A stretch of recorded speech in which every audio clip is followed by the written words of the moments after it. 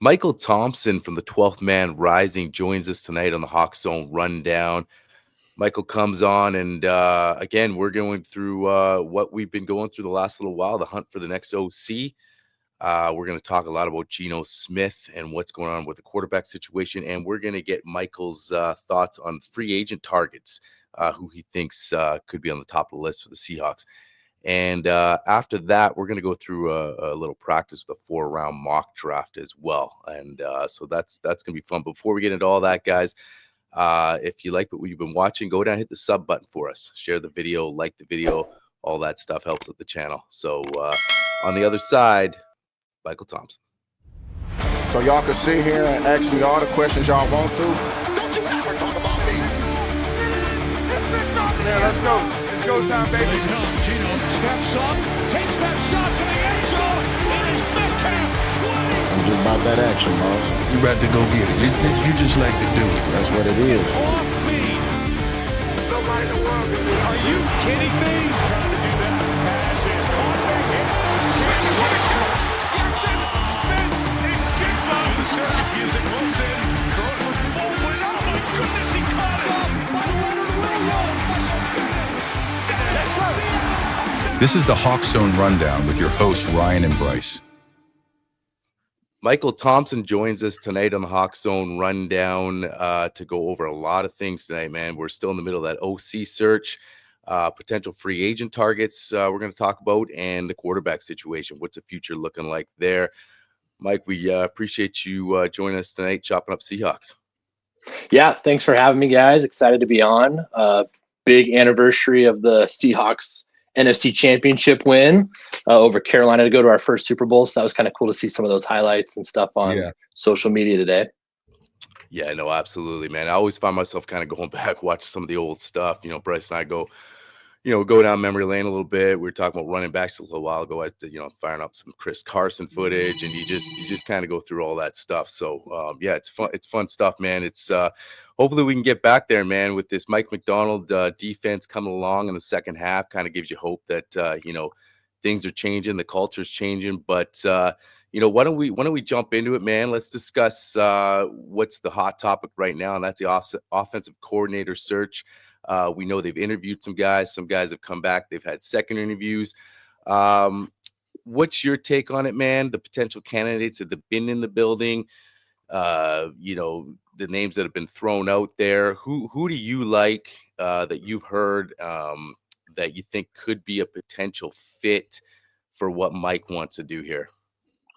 Yeah, I feel like Seattle's probably in the red zone, if not like at the goal line for this decision.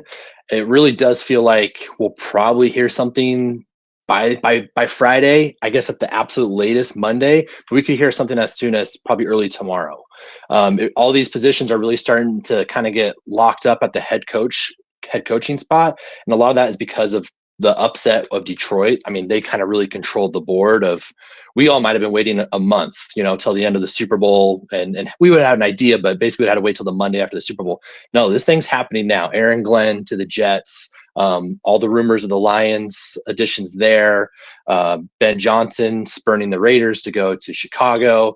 Who's he going to take? And a lot of that impacts Seattle because I think everyone knows, and I think there's a huge momentum push for Seattle to bring in Hank Fraley. I think Seattle, we were just talking about the Super Bowl run, Sean Alexander, Walter Jones, Steve Hutchinson, like Seattle from the mid 2000s to now, our best teams, we run the football down your throat. Like that was our mentality. That was our identity and stuff. Different styles from Holmgren to Pete, but it was the same attitude of we're going to run it down your throat and you're not going to stop us. And the Detroit Lions are what we used to be and what we strive to be. And that starts the head coach and it trickles on down. And it's really interesting at the offensive line coach, a former offensive lineman, just some of that nastiness. Like everyone likes to watch the Lions. I mean, that upset was incredible and a cool thing to watch Jaden Daniels kind of ascend possibly to that next tier this quickly. But it was also a little bittersweet because I think everyone wanted to see Detroit in the Super Bowl. And part of that is because of what Hank Fraley has done. So he's definitely like the favorite. But there's also that question of, Does he really going to come all the way to Seattle or somewhere he might not have as much of a connection? Or is he just going to go with Aaron Glenn? Is there something still in Detroit for him? But there's so many well thought of coaches in Detroit. There might be an odd man out. And sometimes that offensive line coach may not be the most sexiest option out there. And I know, Bryce, we talked about this before. Like, he might be the odd man out just because he's not the most attractive option, but he might actually be the best fit for Seattle. So that's Hank. So like I would be stoked to have Hank. I know there's a lot of questions about who's going to call the passing stuff, who's going to design the passing stuff. That can get figured out, and that is an important thing. But you bring in Hank, you change the culture right away. You bring Mike McDonald's defense, which I believe we were 31st in scoring defense last year. It was in that 30s or high 20s, all the way down to 11. Right, with a couple of mistakes in that first half of the season where the defense clearly wasn't synced in yet to what Mike wanted to do.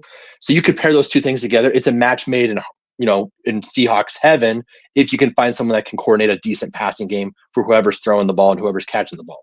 So there's that option. I think a lot of people want that. And then there's also the Clint Kubiak option, which, as someone that's been watching football since the late 90s, as far as I can remember till now, like I have grown up watching Mike Shanahan offenses, and as a byproduct, Mike Shanahan as a byproduct, his son, and even before that, Clint Kubiak, his right-hand man for those Super Bowl runs in Denver.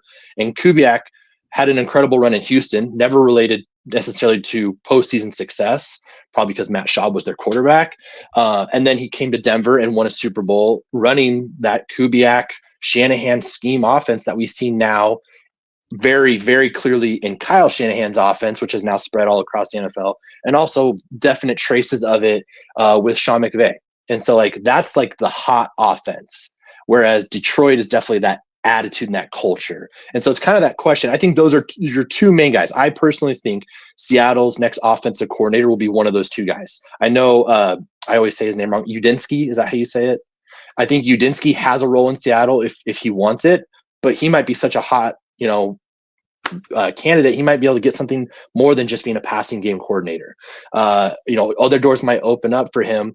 But for really, in my opinion, it's kind of, what do you want? Do you want the culture guy that is going to bring a ground and pound attitude, but you need to figure out who's going to be the nerd, I guess, is that question. Or do you want to bring in the nerd, the son of a legend in Clint Kubiak, who has a very interesting head coaching or offensive coordinator career of kind of just wrong place, wrong time. Probably, and some of that is decision making, and some of that is what the opportunity is. And so I don't necessarily blame him, but it does bring a lot of questions. I can't tell you how many times on social media it's been, well, were the Saints what they were the first 2 weeks, or what they were when they lost every single good player on offense? And so I have my opinion on that, but that's where I think we're at. And I think both of those guys I think it starts with Hank. That's my personal opinion. Hank is deciding whether he's going to join probably one of his buddies or probably get keys to the castle, which these guys aren't dumb. Everyone knows Mike McDonald has really, really took a step back on the offensive side. Maybe that changes, but that's got to be a pretty enticing job if the defensive coach says, hey, I'm really good at what I do, right? I can put a top 10 defense out there. You do your thing, right? And yes, if it doesn't work, I will bring the hammer down, as we saw with Grubb, but I'm going to give you the opportunity to run this offense. That's pretty enticing, in my opinion. Will Hank take that, or will he go with his friends or his bosses, or does he stay in Detroit? If that's the case, then I think Clint Kubiak's your guy, and that's, I think, a very solid second option. Yeah, Mike, I really agree with everything you said. I think Hank Fraley is kind of the 1A and Clint Kubiak's the 1B in this situation, just because if they had wanted Clint Kubiak and that was their guy and they had conviction, we wouldn't even have secondly gone for another interview with Hank Fraley. That just wouldn't have happened. They would have hired Kubiak after he came into town, and off we would have rolled. And so the fact that they waited after this, upset that I don't think they were anticipating, now they're able to kind of go after the guy. I think that his mentality of probably how he wants to run the offense suits exactly what you said, a complementary style to Mike McDonald. And the vibe I get from just everything I've read with Hank Fraley and, what he's kind of done and the way his team has that attitude, it's very Greg Roman-ish in a way. The run game, the way he wants to do it, which, as we heard Mike talk in his post end of the season press conference, is how much admiration he has for Jim Harbaugh and his style of offense. Well, who's Jim Harbaugh's offensive coordinator? It's Greg Roman, a run guy. He's going to run it down your throat. He's going to develop offensive line in that interior game. And I think that's what they want to do. Now, the interesting thing is Albert Breer reported today that, the pass game coordinator is a big part of this Fraley hire. And Scott Turner is the one that that he kind of mentioned is offbeat, like, hey, Scott Turner is the one to watch, who is the current pass game coordinator / end of the year OC for the Raiders. Now, the one thing that's interesting about Scott Turner is everyone's kind of trying to figure out there's that, young, potentially up and coming in a way he was at one point, coming up with his dad and Norv Turner. But the thing with Scott Turner that's really interesting is the connection to Fraley. So again, Fraley was the O-line coach for Norv Turner's last year in San Diego. Then he goes off and goes to Minnesota in 2014 and 2016, where who and behold, Scott Turner's the quarterback coach for the Vikings. And that's where those two met. And that's where I think they built probably the friendship or whatever they've got, and the connection. And I think it would be an interesting case because the one thing, when Scott Turner was the OC with the Washington Redskins, I think they were at the time still, they had a top out of the two out of the 3 years he was there, they had a top 10 play action pass rate. And one of the offenses that, if you look at McVay's and you look at Kevin O'Connell's especially and Matt LaFleur's, there's a lot conceptually in the pass game of the Air Coryell system, which Norv Turner basically patented into the NFL. And that's the other kind of, I think, part of this McVay offense that gets kind of forgot. We always talk about Shanahan and his influence in it. There's a lot of the Norv Turner concepts built into that offense, even I think more so now with the way McVay has changed his offense to run a little bit more power gap. That's way more up Norv Turner's area than the wide zone that Shanahan's famous for. So if Scott Turner is the guy that they decide to bring in, because apparently, at least what I've seen today, is a big part of it is they want a more veteran pass game coordinator to go with Hank Fraley. It's not necessarily somebody that's young and doesn't have that experience. Now, Udinski potentially could be that guy. He's been in the league a little bit. He is young, but he's not young when it comes to the NFL game of being around it. So it'll be interesting to see, but I agree. I think we're going to find something. I wouldn't be shocked if we don't hear something like early tomorrow morning that they've got this figured out and they're just trying to iron out the details of how the contract is and what it's going to look like. But it does send a very drastic message, I think, in a way of they're changing how they're going to evaluate O-line, how they're going to coach O-line, how they're going to be just a smash mouth football team again, which is something that we know all too well here, and we've kind of been missing it.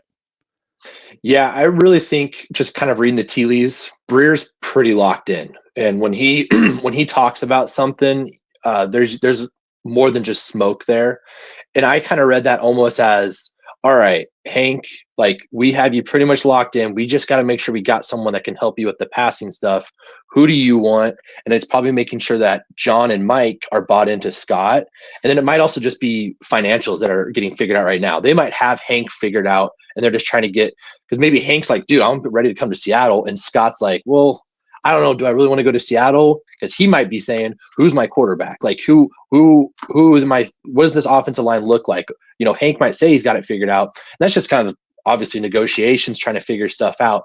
But Scott, I think, is very similar to that Kubiak. I mean, it's almost like, I can't remember who I was talking to today, but I basically was like, would be a perfect marriage is if you could somehow convince Hank and Clint to come together if they both get pushed out and they don't have a job, which is definitely on the table. I don't think it's likely, but it's definitely on the table.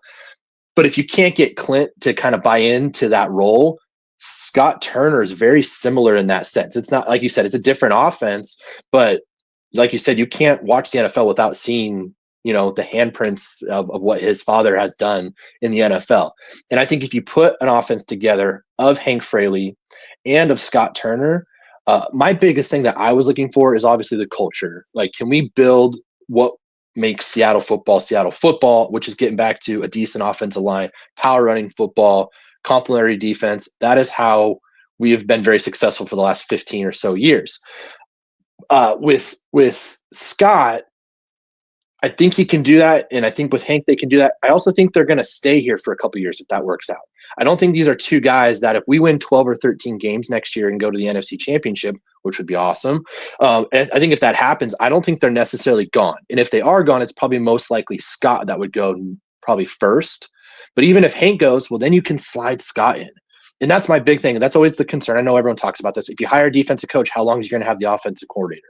And when do you finally hire the wrong person if you keep hiring the right person? And this kind of buys you some of that time. And that's kind of what I was always looking for, trying to find Mike, his Steve Spagnuolo, kind of what Andy Reid has, just that kind of consistent guy that's happy to be there and stuff. And if Scott can do that and Hank and them kind of give you 3 to 4 or even 5 years, you will always take that as a defensive coach. And also, I think one thing personally, it's not exactly the same as Schottenheimer's offense, but I think we will see a team that fits much closer to what we saw at the prime of Schotty's offense in 2018 and 19, not the 2020 offense, but kind of that Chris Carson in his prime. Really that I can't remember who the offensive line coach was before Dickerson, but it was Malari. Yeah, Solari. Like, you know, it may not have always been the most talented team, but man, those were two physical teams that we probably gave away a playoff game to Dallas, and we were right there with Green Bay at the very end. But those are two teams that, if a few things go right, that style of offense gets you to the second and third round of the NFL playoffs, which is where we had not been for quite some time. Yeah, and you talk about Fraley, like, I mean, that's just a guy to me that is a Mike McDonald kind of guy. Like the way he wants, you know, he's coming from Baltimore, right? You know, and I think that if this defense is going to be as good as we think it might be, obviously, you know, now you get a full off season with John, with Mike, free agency, the draft to shore up his defense a little more. You know, we already saw what he did with the linebackers. Hey, these aren't my guys. Bring in somebody, Ernest Jones. Obviously, that's the number one concern to get signed in the offseason. But, you know, so you're confident that this defense is just going to get better. Now, you get a guy that's ground and pound and get back to smash mouth, man. That would, I think, would excite a lot of Seahawks fans, man. But yeah, so, but, you know, switching gears and talking about that, you mentioned, you know, these guys might say, well, what's my offensive line looking like? What's my quarterback looking like? And all this kind of stuff. Man, moving into free agency with this team, you know, I don't think it's a surprise. Most people are thinking, well, the number one issue for free agency is that offensive line. What else are you looking at? Let's touch on the O-line too, but what are the areas of concern mostly that the Hawks are going to be looking at free agency? Is it the interior? And if it is, do you expect big splashes, or do you kind of expect John to think like, hey, you know what? We have some young developmental guys in those guard spots. Maybe I'll attack the draft again and get somebody again, maybe on the cheap, that maybe this time will work out, not like a Lake and Tomlinson. Or do you expect him to try to, maybe he's feeling the heat and going all in and trying to get someone like a Trey Smith type guy? What's your thoughts on that? And then just other areas of concern with the free agency this year. So I respect John Schneider, you know, awesome general manager. Him and I have very, very, very different views on free agency and the trenches. Like, you can go back and check all my Twitter. I'm that annoying guy that says you build through the trenches, you build through the trenches, you build through the trenches. The two franchises that I respect probably the most, I mean, obviously Kansas City is right there as well. The two that I always think about is Baltimore and Philadelphia. They draft and they target and they develop and they look in free agency for the same type of players every single time, with an emphasis and a focus on the trenches, right? They both do it in different ways. Baltimore kind of looks with the draft and free agency of like, oh, that makes sense. That's a good player. Oh, that makes sense. That's a good player. Oh, of course that guy lasted there at pick 20. Oh, of course the guy signed for that right there. Philadelphia, it's always the, oh crap, they got that guy. Man, if he clicks, yikes. My top target, Becton, for the guard for the Eagles and stuff. You know, like, that's kind of in drafting. Oh, they got Carter. Oh, they got Nolan Smith. Like, Nolan Smith looks unbelievable right now in the playoffs. He looks like that premier pass rusher where it's like, man, why did 20-something other teams let that guy slide to them? That's just, they take the upside, the ceiling, and they trust in their culture. I would love to see Seattle get back to that. And I do think we have that to an extent, but there's just this weird, in my opinion, disconnect about the value of the offensive line.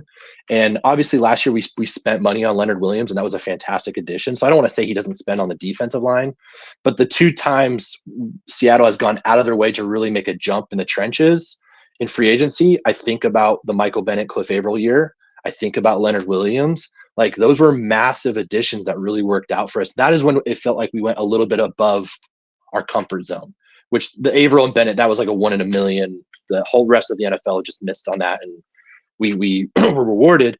But Leo, we paid good money and we got great value. Like, that makes sense. Offensive line, why can't we do that? I think this is a decent offensive line free agency group, headlined by Trey Smith from Kansas City, who I would love to have in Seattle. I'm happy. I'd be comfortable in that $18 to $20 million range. It definitely impacts things, but I think it changes the culture and kind of the vision. However, New England's got way more money than we're ever going to be able to clear up. Jacksonville's got more money than we're ever going to be able to clear up. There's maybe the draw of staying in Kansas City. I just have a hard time seeing him sign with us. But a guy like Becton, Philadelphia has so many talented players that are free agents. They got Josh Sweat, who's going to be a free agent. That's another guy that I'm really interested in. They can't afford to pay all these guys. They're kind of running into that same problem Kansas City is, to where maybe Ed Trey Smith does get outbidded and leave Kansas City just for the money. Maybe Ed Becton, who was fantastic this year, and I believe he's 26 right now. A mountain of a man. I don't know if you guys saw on social media, Pete Carroll had that video of him back, I think it was 2020, where he's like, man, that guy's long. Look at those sevens. They just keep going and stuff. Like, that is an imposing figure that got out of a terrible situation with the Jets and got healthy and went to the right place and reached his potential. I mean, it's like back in the day in the NBA when players went to the Spurs when they were in their prime. Like, every washed player went to the Spurs and all of a sudden looked like they were back in their prime again. And I think that's one of those things that Philadelphia does, and I think Seattle can do as well with the right Hank Fraley. With that guy, what can we do with that? And he's not going to cost you Trey Smith money. His starting bid's probably in that 13 to 15 range, and yeah, I'd be willing to go to 17 million to change the offensive line. And yeah, he might be a little bit less than Trey Smith in but the value makes sense to go that route. And you're hurting an NFC power that you're going to have to beat to get to where you want to go. Because me personally, I think the Eagles are going to go to the Super Bowl, and if we can hurt them in the trenches, that's a double win if you truly do think you're ready to be a contender. So that's my trench stuff. Obviously, from a free agency perspective, internal, you got to figure out how you're going to bring back Ernest Jones. The defense definitely changed. It feels like we got our B plus version of Roquan Smith, of what Mike got in Baltimore with Ernest. And I think he can be rewarded of that. I think the market for linebacker is nothing that makes me nervous about him getting a crazy amount of money. He's not going to be cheap, but I think that's a guy that's the captain of your defense. If you think you're going to the Super Bowl in the next 3 years, or you're going to conference championship games and winning divisions, he's probably the captain of that defense with Big Cat as well. So that's the guy I want to lock up internally. And then secondary, I still think is an interesting spot to go. What does our safety situation look like outside of Love and Kobe Bryant? Is there room for a Cameron Bynum from Minnesota, who had a fantastic year? What's your cornerback situation like? Is Spoon just going to be a weapon? Is he going to be more outside? It didn't seem like the most amazing relationship between McDonald and Reek Woolen. It's probably hard to find 20 more talented players in the NFL physically than Reek Woolen, but can that get clicked in? Can he connect to him in year 2? If not, I'm also interested in a local guy in Byron Murphy, who also, under Brian Flores, had just an awesome season in Minnesota. I think with some cap moves that you can make, you can do something in the trenches, and then I think you can also do something either I personally would kind of look at that secondary spot of just kind of shoring that up and really making that Mike McDonald jump of going from 31 to 11. Well, let's go from 11 to 6, right? Let's jump into that Super Bowl conference championship defensive range, because then it opens up a lot of opportunities for you to play more of a long game on offense with a new offensive coordinator. You can play a style that you may have a 15th to 18th ranked offense, but that defense could mess around and get you to the conference championship game. We've seen that in the past. So those are kind of those key guys that I was really looking at. And then tight end, if we sign Kubiak as our offensive coordinator, I expect him to bring Juwan Johnson with him from New Orleans. They seem to have, even with as bad of a year as it was for the Saints, Johnson had a pretty decent year, and I still think he's got a few more years in him. And he's a guy like Kubiak's going to want to bring a few of his guys with him. I believe Lucas Patrick is a left guard for the Saints, who was one of the few surviving members of that offensive line in the Saints this year. That's where I would look at. And then obviously if you bring in Fraley, the Zeitler thing is brought up. The Dan Skipper question is brought up. Which culture guys are they going to bring with them from wherever they're getting their guys? And same with Turner. I haven't really looked too much into the Raiders free agency. That's one of the worst teams in football this year and stuff. And there wasn't much there other than Brock Bowers. But those are kind of those guys that I personally would look at. And then if you hire Hank and you hire Kubiak, those are guys who's coming with. Yeah, no, the who's coming with question is really interesting. And just looking at, like, you know, some of the guys I had for guard, like, obviously I would love Trey Smith. I think everybody in Seattle would love to have Trey Smith. But Will Fry is another guy that I think could be an interesting one. He broke his tibia this year in week 5, but up until that point, he had made some serious strides. And I think, you know, he's probably going to be $5-6 million cheaper a year than in Trey Smith. Trey Smith's going to probably get something stupid like $20 to $22 million a year. So you don't want to go that high. And I get it's not you don't want to, but there's other areas you need to address with this team. And so then I look at, like, you know, Tevin Jenkins is another one out of Chicago. If they let him out the door potentially. We talked about Kevin Zeitler being another one. And then you go down to like Mekhi Becton. And even though Becton has played well, I think you can get Becton for like a 3-year deal, probably somewhere in the area of 9 to 11 million a year. That's not that bad. And you guarantee like 17 million of it. I would take that, no problem, plug him right in beside Abe Lucas and let him go to work. And then you're really looking for who's the long-term answer at left guard, which I think is going to be the first-round pick this year, unless something unforeseen happens and they're able to trade and acquire somebody else that's younger and is a star left guard. I think that's where you could see them go and get somebody that's going to be the guy that's going to pair with Lucas on the other side, and maybe they leave center out of it. Corner is an interesting one, though, for me, because I think this is Reek Wolin's last year in Seattle. I don't think he's going to get a contract extension in Seattle, so I'm definitely of that same mindset as you, Mike, is like, you know, hey, like, let's go dive into the cornerbacks room. And you're like, there's one guy potentially that could come back, and that's DJ Reed. They may want to look at bringing DJ Reed back potentially. Carlton Davis is another one, Detroit guy. He's another guy you may be able to, you know, convince to come back. Byron Murphy Jr. is an interesting guy. He may be a little rich depending on how much money they're able to move, but you know, Mike Hilton from the Bengals is another guy, played in that AFC North. And that's the other thing you got to remember. Mike McDonald has a lot of familiarity with the AFC North and those defensive players there. He may be able to bring somebody here and there from there. So it'll be interesting to see how they manage the cap and the decisions they make. I think, you know, Ernest Jones will be here. I'm not worried about that. I think that's going to be the interesting thing. The two interesting cap hits, obviously, DK Metcalf, Geno Smith. And so it kind of leads into the third part of this segment here, which is, what does Seattle do at the quarterback position? What's the future outlook? Like, what do we do here? Because, you know, you mentioned Kubiak and Fraley may potentially have guys they want to bring. There's a good chance Derek Carr may be available potentially down there in New Orleans because of his contract, because he doesn't want to take a pay cut. And the Saints may turn around and say, hey, you know what, okay, cool, we're going to go for a year of Spencer Rattler. And then we're going to eventually look in 2026 draft class, depending on who their head coach is, because right now they're still looking for their head coach.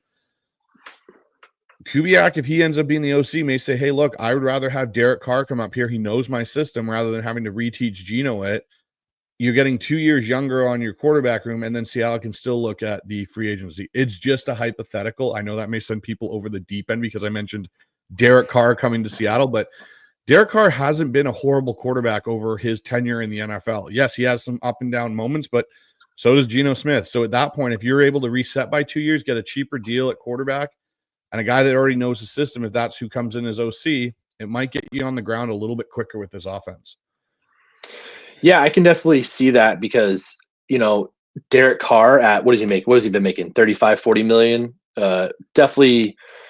That's not the type of player he is, but man, you know, if you can get him here for 10 or 12 and you lower that cap hit even more, and that just kind of goes back to that thing. What if you do give him a Tevin Jenkins? What if you do give him a Becton? What if you do give him a top 10 defense and just a really talented offense in, you know, a DK Metcalf that's into it? Whereas, you know, Devontae Adams, there's a lot going on over there in Vegas, a JSN, you know, a strong running game. I can get behind that. Obviously, I would say the caveat, we are 100% drafting a quarterback with one of our first 2 or 3 picks. I'll say 2 picks. That's what I believe. But, you know, that is hey, we're going to bring him in because we still want to be competitive. Because John Schneider has never, ever, and never will be. This is not in his DNA to be that type of tank or that in that realm mentality. That guy will will buy into a Derek Carr. Hey, we're going to ground and pound with Hank Fraley. We're going to have a decent offensive line because Hank's going to make it. And Kubiak's going to scheme up some great, offensive plays that get JSN the ball in space, DK the ball in space. We're going to see what K9 and Charbonnet can do in Clint Kubiak's, offensive scheme. Like that's with the Hank Fraley culture, whatever side again you choose. I think those things fit, but especially with Kubiak, with Carr and that scheme, letting those guys run, I can get behind that. I just would want to see a big interior offensive line free agent addition, an offensive line addition in my first 3 picks, and then I would like to see some more ammo added to the defense to just make sure in case Carr does get hurt, because spoiler, he always gets hurt, that the defense can maybe carry for 5 or 6 weeks and we can go 3-2 and stay on this path to trying to win the division. What do you right now the Derek Carr situation, that's a good hypothetical, but where do you stand with Geno Smith right now? Like, there's a lot of people there's feels like there's kind of 2 camps, right? You got the one camp that people want him out, and then the other camp, no matter how many interceptions he has, it's somebody else's fault, the O-line, the OC, lazy route running. But as it stands right now, he was supposed to be this bridge quarterback. We've had 3 years of Geno Smith. You know who he is. What's your kind of a 2-part question? What do you think Schneider's going to do? Do you see the likelihood of them extending him? Do you think they might just outright say, you're gone? You mentioned that you believe they're going to draft no question, which is really good to hear, because that's our thought. We're like, okay, we can get down with a little extension as long as they go get a guy. Like, you got to finally get a guy. People talk about this draft. It's not as strong, but Bryce talked a lot about it too, that there's good value in the later rounds, which is exciting, and now more guys are getting talked about. But so what do you think the likelihood is? Do you see Geno back, or does it depend on the OC? And if he is back, all the things we've talked about, if this defense gets rolling, do you think he can make a run with this guy? Or do you think kind of what you've seen with some of the red zone turnovers and the mental side, that it's just not going to happen with them? So the Geno discourse is always great content for all, podcasts and radio and television, but man, it sure is annoying. And I think part of it is the truth is somewhere in the middle, and both sides, and it is very divided. It is hard to, I feel like I'm kind of in that middle, but I can go on Twitter and there's someone I really respect that runs a very successful podcast that has a take that I'm like, man, you must think he's Mahomes. And then I scroll down a little bit, and there's another guy that runs a show that I really respect. And he's basically saying, like, what are you doing even thinking this guy has been the guy for the last few years? And it's like, well, like he's not garbage. Like, he is a above average quarterback that is in that realm that if things go right, you're playing this Sunday for a chance to go to the Super Bowl. That is where I personally think is his ceiling. So Joel Klatt had this right before the season started. I believe he was on 710 ESPN, the college football broadcaster for Fox. I really, really enjoy him, and I really appreciate his insight. And he said, can you imagine Geno Smith in a Seahawks jersey beating the NFC teams to go to a Super Bowl, and then beating those quarterbacks and those teams over in the AFC in a Super Bowl game and hosting a Lombardi trophy? Can you see that? And so whenever people kind of ask me this, that's kind of what I ask them, because I think that kind of gives you your answer. Because if you are not 100% convinced that you can imagine that in your head, Geno on the podium with Goodell holding that jersey, they wrote me off, I didn't write back, right? Can you see that? Because if you can, then that's your answer. And if you can truly believe in that, if you have doubt and you have legitimate doubt, I think that's kind of your answer. And I truly believe that there is about 6 to 7, maybe 8 quarterbacks that I truly feel like I can see that. And so I think everyone else, doesn't mean you cut him necessarily, but I think everyone else needs to have one eye on their quarterback now, but you should be looking at who's the next person. Mm-hmm. And it becomes money, and it becomes about putting the best together. The Detroit Lions with Hank Fraley, great example of taking someone else's trash in Jared Goff and surrounding him with arguably the 2nd to 4th most talented roster in football the last 2 years. And look at that. He looks like an all-pro quarterback. sometimes, but sometimes you do That see last the Sunday. guy. We do see the guy that we saw in Atlanta in the Super Bowl against New England. And that if you asked me, can I ever see Jared Goff holding that trophy? The answer is no.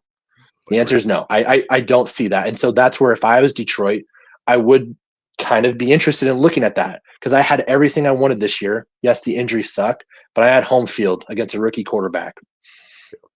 That's kind of that thing. And so that's where I am with Geno. I like Geno. If there's a world in which Geno can carry us on for a couple more years while we develop someone, that's cool. But I need to have a roster that can still get me division titles. I want banners. I want trophies. I'm definitely the fan that like I enjoy being competitive, but I want banners. That's kind of what I tell people is like, and so I'm willing to do whatever it takes to get a banner. And I want division titles, but then I want to get greedy, and then I want conference championships, and then I want Super Bowls and stuff. And I personally don't know if I see that with Geno to enough to where I would commit and give him a massive contract. I don't think John does either. I think there's enough tea leaves in the last few years about that of where we're at with Geno. And I think the negotiations, the contract we got him to sign was so team friendly. It was unbelievable. And it created an opportunity where if we had a halfway decent offensive line, we're probably in the playoffs the last 2 years, which, and so that kind of brings into that money conversation and stuff. And so I think with John, I think him and Geno and Mike, and they're going to have they've probably already had their conversations of, hey, we're not going to go into next year with that amount of money because if the market doesn't show that we have to pay you that. There's only a handful of places that you're going to be able to go. Cleveland was brought up today. The Pete Carroll Vegas thing, I don't know if that's going to happen. Apparently Pete Carroll is going to be the defensive coordinator in San Francisco is what I'm hearing. Half joking, but hopefully joking there. Yeah. But if Pete goes to Vegas, why wouldn't he throw a 4th rounder and take Geno? And yeah, I'll do that, and we'll build something over there, hypothetical and stuff.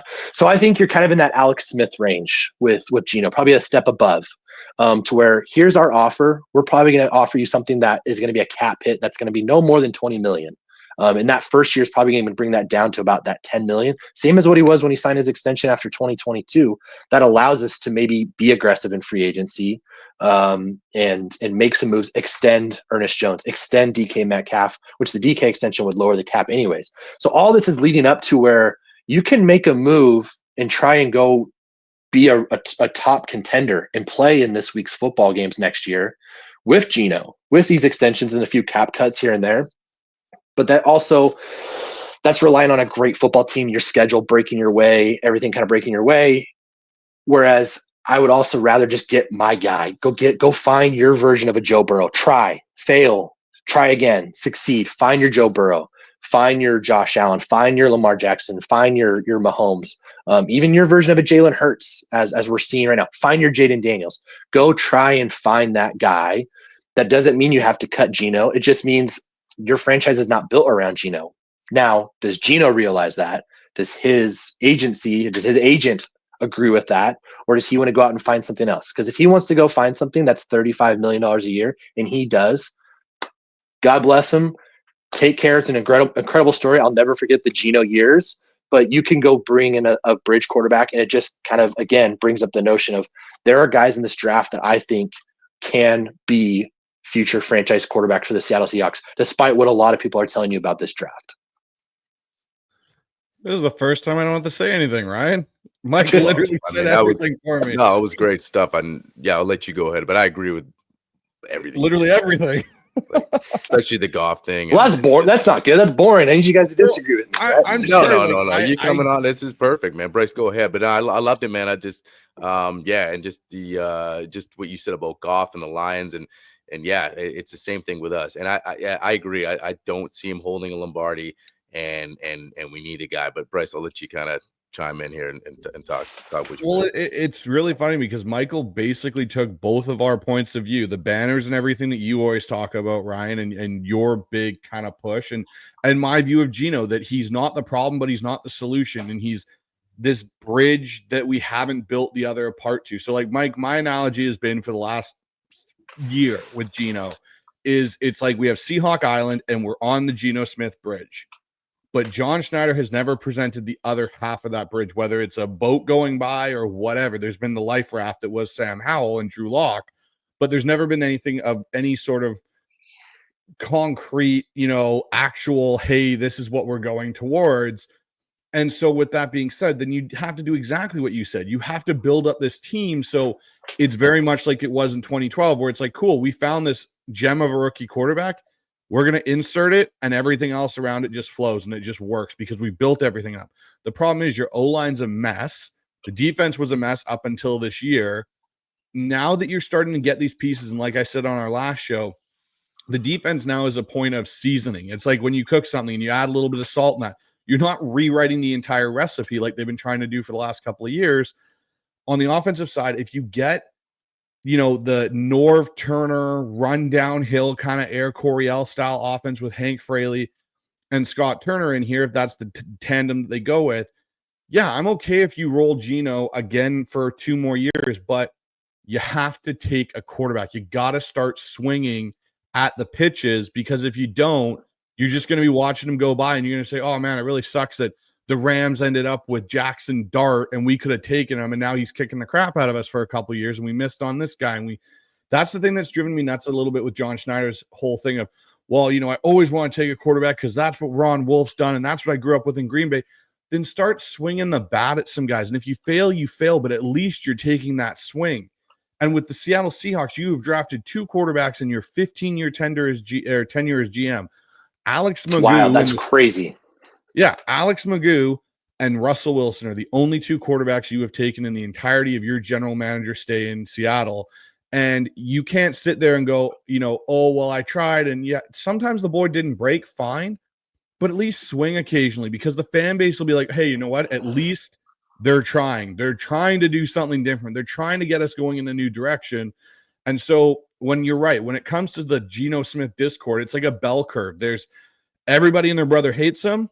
He can do no wrong on the other side. And then there's like yourself, me, Ryan, we're kind of floating at the top of that bell curve in the middle going, yeah, okay, Geno can win us some games, but how far can Geno really take us? And is that something that's a realistic thing if we don't have an answer to how do we get over that hump, which is kind of the Geno Smith hump in a way on the offensive side, is we need to get over that hump eventually with a potential quarterback of the future. So it'll be a very interesting offseason. And I get the feeling, like listening to Brady Henderson and a lot of these guys talk, it's a 50-50 shot if Geno's back. Like it really is. I think there's a possibility Seattle may go into it and they may cut Geno. If they can't get any negotiations going, they may cut him and say, hey, go out and find something. We're going to get with whatever money we get out of this. We're going to go get some offensive line. We're going to build this up. If you come back to us with a number and it's something that fits within how we're structuring our cap, great. If it's not, we're going to move off and pivot. Yeah, for sure. And kind of going back to what you're saying with the draft and stuff, luck has not been on John Schneider's side, and luck was not on Geno Smith's side this year. The draft the last couple of years just didn't work out that way, and that sucks. If we had the number 5 pick, and I like Devin Witherspoon, I think he's a cornerstone type of player, a unique player, but a cornerstone type of player.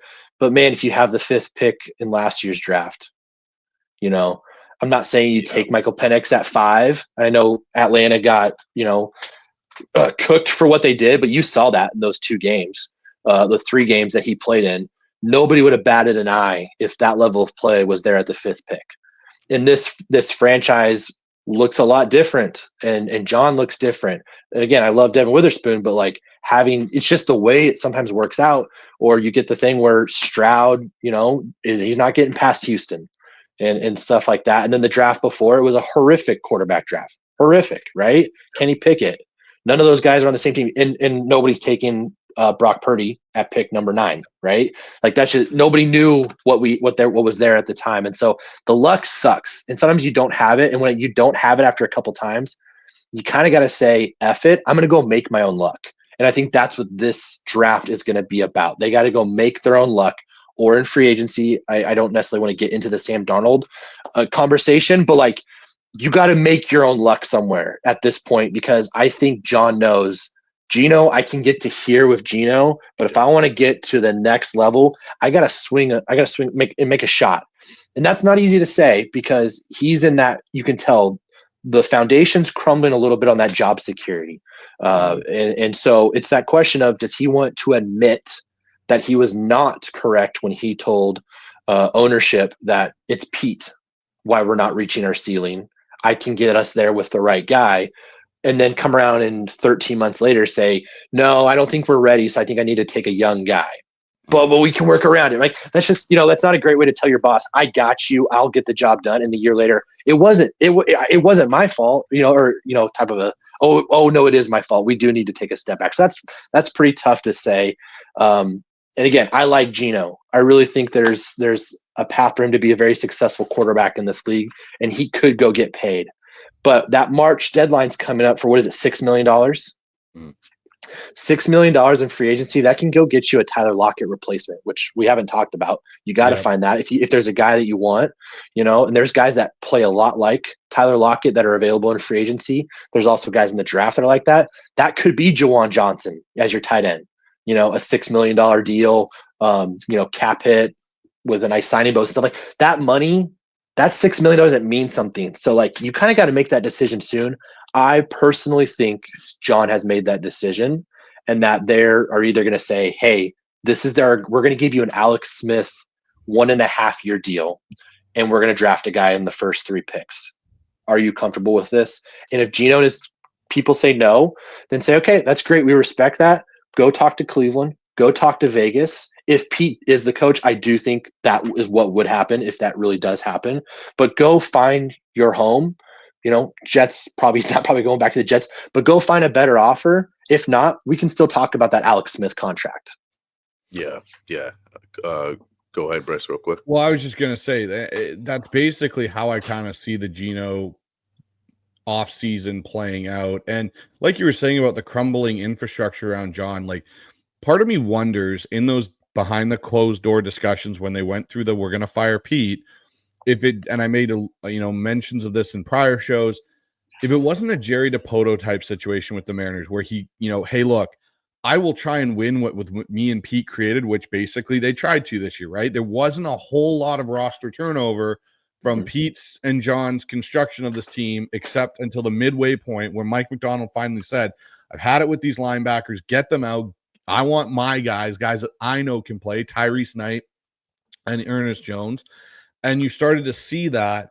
And that's where I wonder if you do go with the rookie quarterback, so you move off Gino and you go with the young quarterback and they bring in another journeyman, say they bring in, I don't know, Jared Stidham or somebody along those lines, something like that.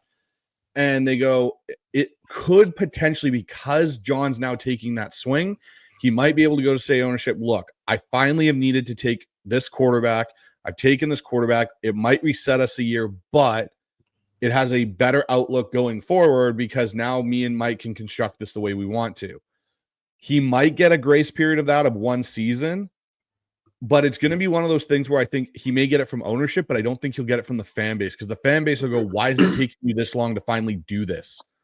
And that's going to be the one thing. And we know when Pete left, he made a comment on his last radio show he did here that people in the ownership group pay attention to what the fan base and the media say and make decisions sometimes off of that, and not football people making football decisions. I think truly and honestly, John Schneider is almost in a lose-lose type of situation because of the fact he has waited this long to finally address this problem potentially. And if he doesn't do it correctly and it doesn't reap benefits, I don't know if there's a way John Schneider potentially survives and they don't bring in somebody else. Like, everyone says, oh, well, because Mike McDonald got a 6-year contract, that means John's safe. And I go, no, it doesn't, because John's been here for 15 years and it's been since 2017 was our last, what was 2017? Was that our last playoff victory? It's been a long time. It's been a long time. I think 2019 or something like that was our last playoff victory, or maybe it was 2017. 2020 was our last division title. 2017 was like the last time that we truly were really competitive in that time span. And 2014, it's been a decade since we were in the NFC Championship game. We had one of the longest championship game droughts currently in the NFC.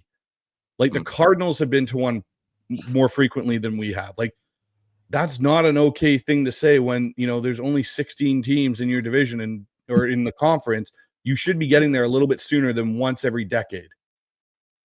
Yeah, for sure. And I think with John, you said he's kind of put himself in a corner to where he does have to make a move, and that desperation, you're more likely to make a mistake than to nail it. But that's kind of where he is. He kind of strikes me as a guy that's got maybe one or two more bullets left in the chamber. And I do think that is a move for a young franchise quarterback, and hoping that he hits. And then it's probably one last trade, which makes me nervous, but trying one last big move to get a blue chip player, in my opinion, along the trenches, that can kind of really turn that tide.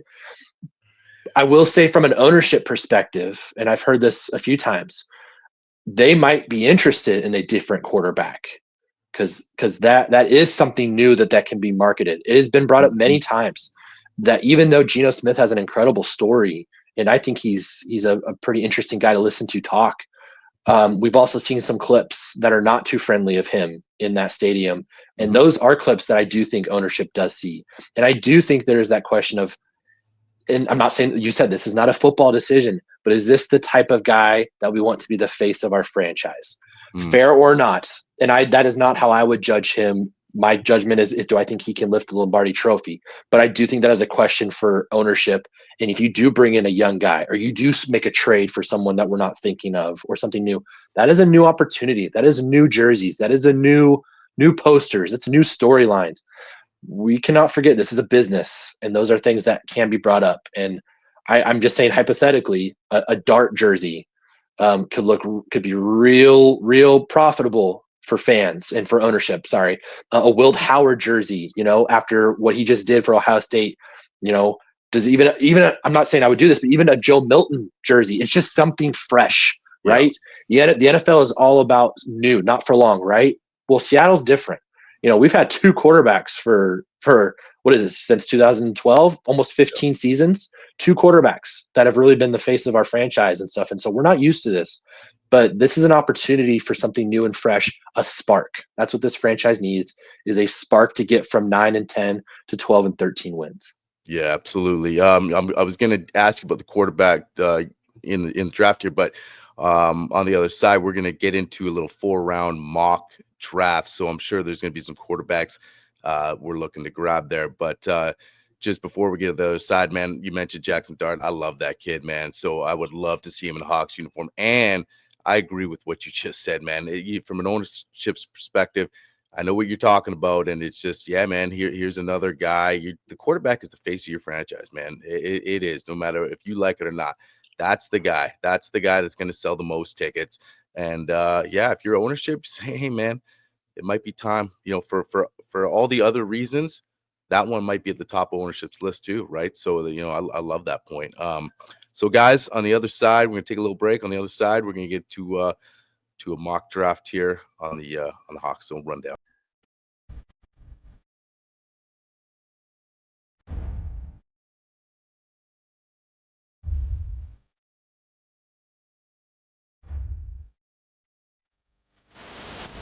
All right, guys. So Ryan unfortunately had to step out, so it'll be me and Mike doing the 7-round mock draft. We decided to, we both love the draft so much, we're going to jump and do 7 rounds for the Seahawks.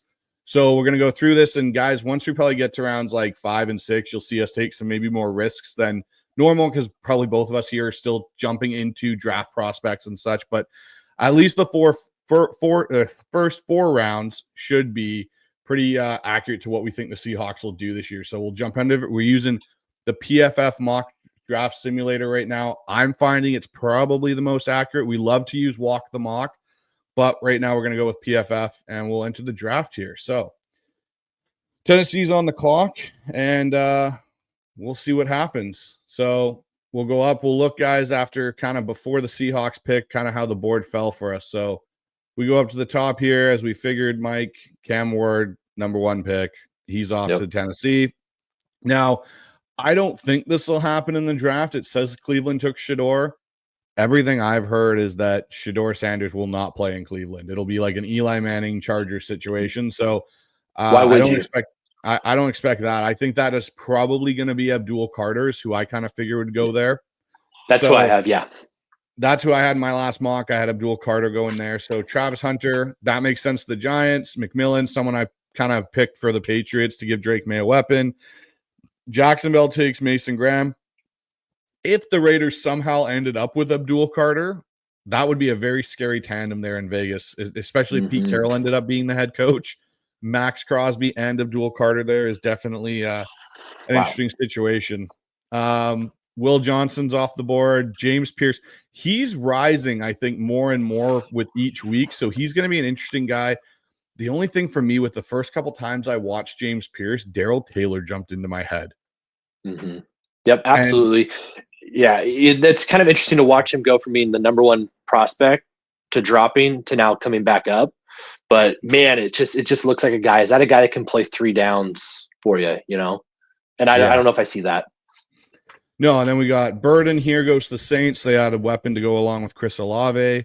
Mike Green. Now this guy has had like a meteoric jump in this mock, but he also it sounds like he's jumping up draft boards like crazy.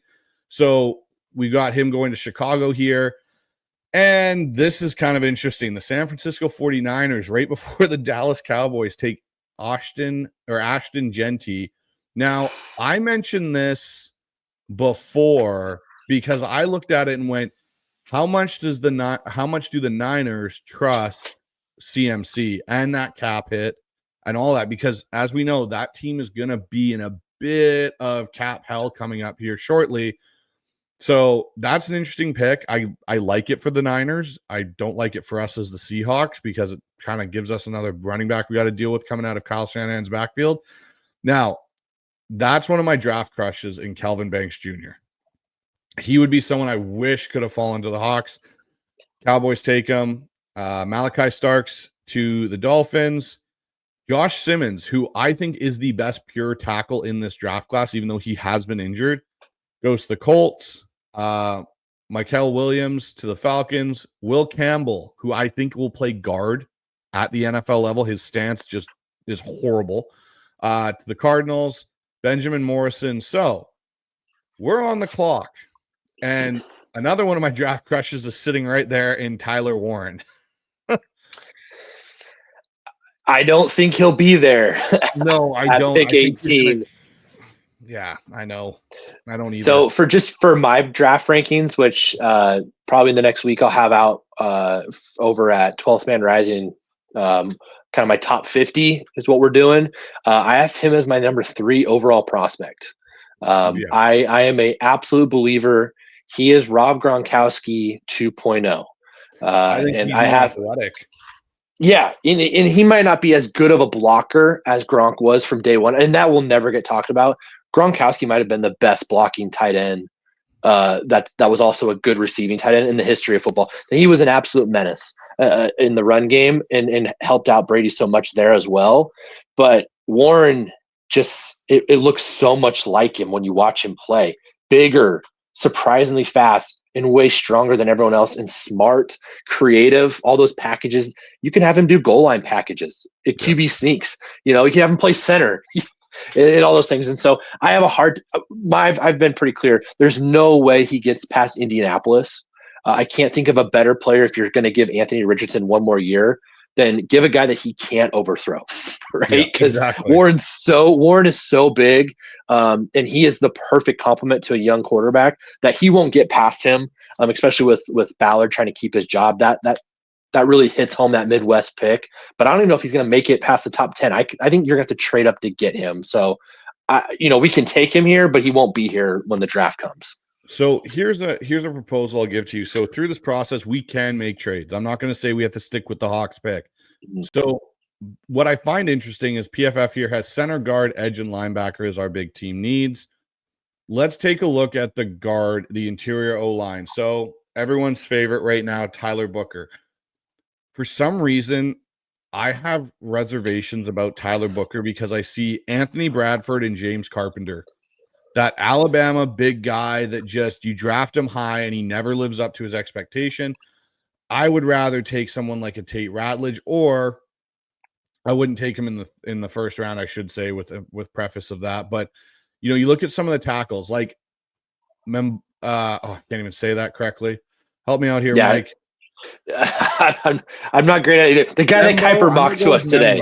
I'm going to say Membo. Armand Membo. And then, he, I think, is going to be someone that can bounce inside to guard if you needed. Wyatt Millam's there. I don't think he's a tackle at this level. He has short arms. His footwork's really sloppy. I'm not touching Cameron Williams. Now, Ariante Ursary is someone that I'm really interested in, but I think you can get him in the second round. And then, obviously, I really like, I'm not even trying to pronounce that one because Jonah Savanahani from Arizona. And I know I butchered that pronunciation. I will get better at these as it goes. Marcus Embo was someone that Jordan Reed really likes, but he seems to me more as a pure tackle than he does. I have him graded as a tackle. I think he will play tackle. The next guy you're going to talk about is my number one interior offensive line prospect. And I'm guessing that's Donovan Jackson. Yes, that is my guy. The way he was able to dominate last year, he was my number one guard in last year's draft. I remember mocking drafts with like Dan Vians and Jeff Simmons of taking him in round 2. He's going to be such a steal for us in round 2. And then he came back on that super team, that super, the national title team. It's like, that sucks. I'll have to wait a year. Well, not only does he dominate again as guard, well, Josh Simmons gets hurt after the Oregon loss in October. So he slides over, and man, he's the best left tackle in college football this season. During the entire college football playoff, 4 games, he gave up 2 pressures. 2 pressures, that's it. Was unbelievable. I know there's a lot of build of maybe him actually being a left tackle. I'm sure it makes more financial sense for him to promote himself as a tackle. The fact that you can have the best guard in college football, in my opinion, who also can be an All-American, an All-Big Ten caliber left tackle, that is the guy. And the experience, the years of play, the championship experience, that's the kind of guy that if I'm going to take an interior offensive lineman at 18, which I do think is a little early, that is where I would look. Yeah, Donovan Jackson's my number one as well. I love his versatility. You plug him in besides Charles Cross, and now, if we add, say, a Mekhi Becton in free agency, and that's your O-line going into that year with a Hank Fraley as your OC.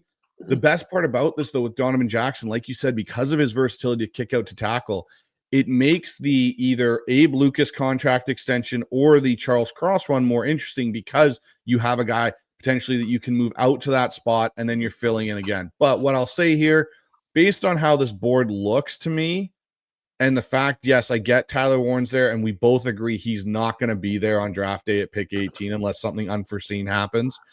I'm more comfortable trading back. So do you want to take a look at the trades here? Yeah, let's see what we've got. Okay, so I want to look at let's see here, trade teams interested. So the Rams, we're never trading with the Rams. The Detroit Lions are at pick 28. New England, Dallas, and Carolina. Now, one team I think you could potentially see move up here because there's a lot of edge rushers, and one team I'd be interested in is the Baltimore Ravens. Mm-hmm.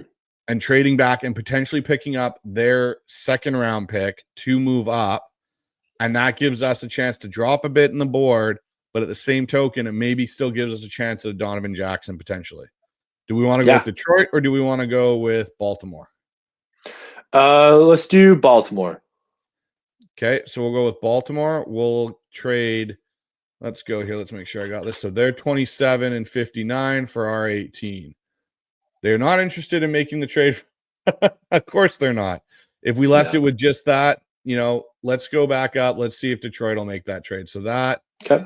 And so there's an 84% chance we take pick 60. It still gives us an extra second round pick. And like you said, you feel like Seattle's potentially going to be the team that's going to try and one of those top 3 picks for themselves to get a quarterback. So let's offer this trade. Let's see if it works. So trade's been accepted. Great. So Detroit's moved up. We've moved down. All right. Okay. So the way the rest of that board worked, and here's one for me that I find interesting. And one of my mocks with Dan on our Pick Is In show, I took Jack Sawyer at 18 because I feel like he's going to rise up boards. Sure enough, there he is. Kenneth Grant went, Jack Sawyer, and then Tyler Warren still fell 20 to the Broncos.